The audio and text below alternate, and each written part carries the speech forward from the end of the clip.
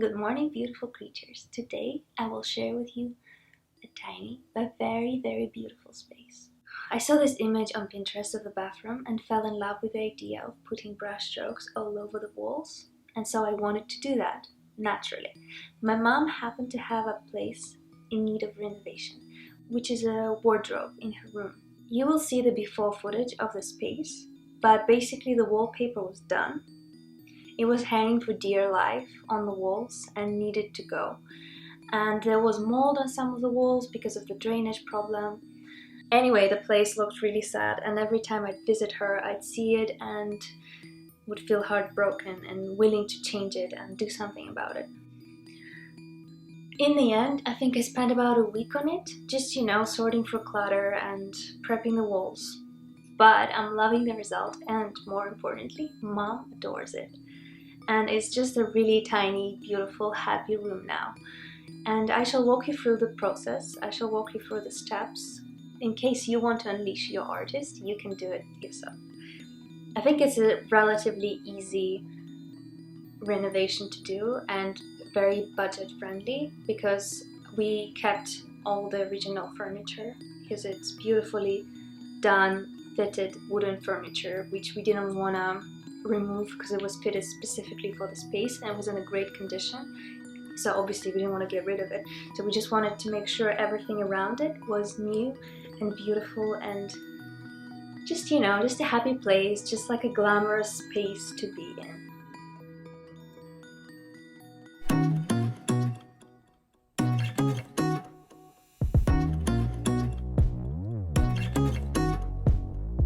Anywhere you want to paint, get rid of everything you can in the room. Clear the slate, declutter too once you're going at it.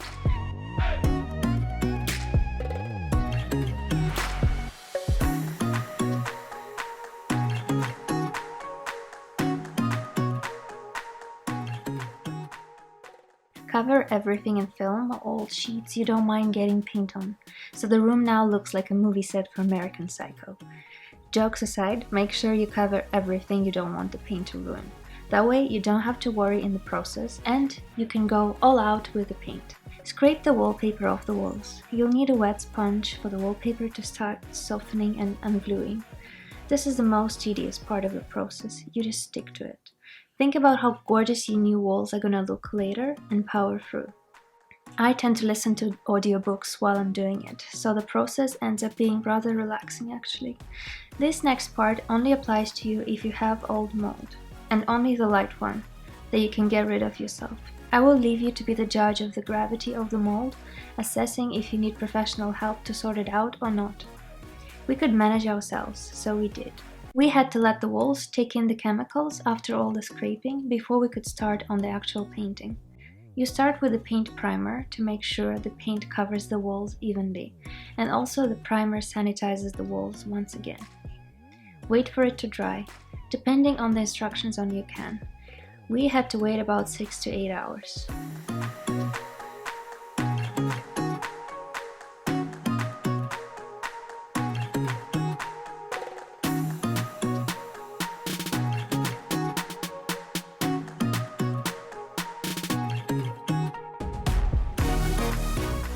If your walls are uneven, like ours, you gotta use the spackling paste or the thin filler before painting.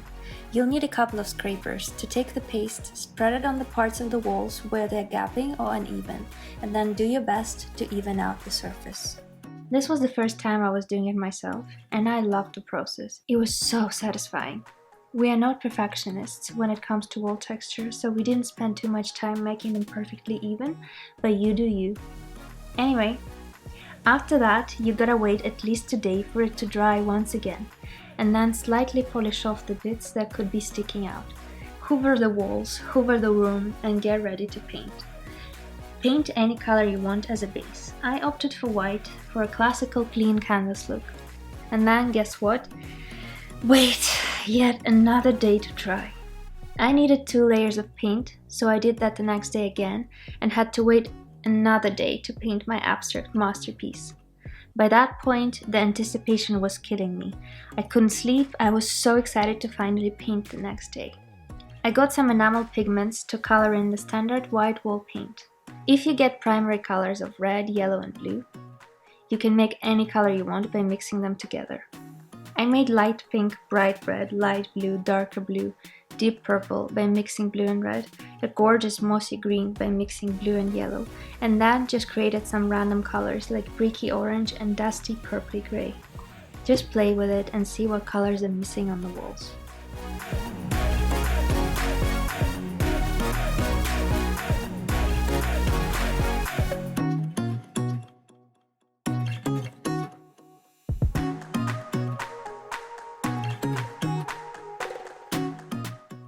I finished it off by adding a little bit of golden enamel to the walls on top of some colors, mostly yellows, to connect them with my golden accents of artworks.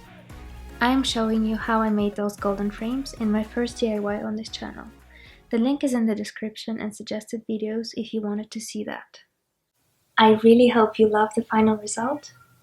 Please let me know in the comments. And if you don't, that's fine too, you're not the ones leaving here. But please do let me know anyway, I'd love to hear your thoughts. And please have a wonderful, wonderful, fabulous day, and I'll see you next time.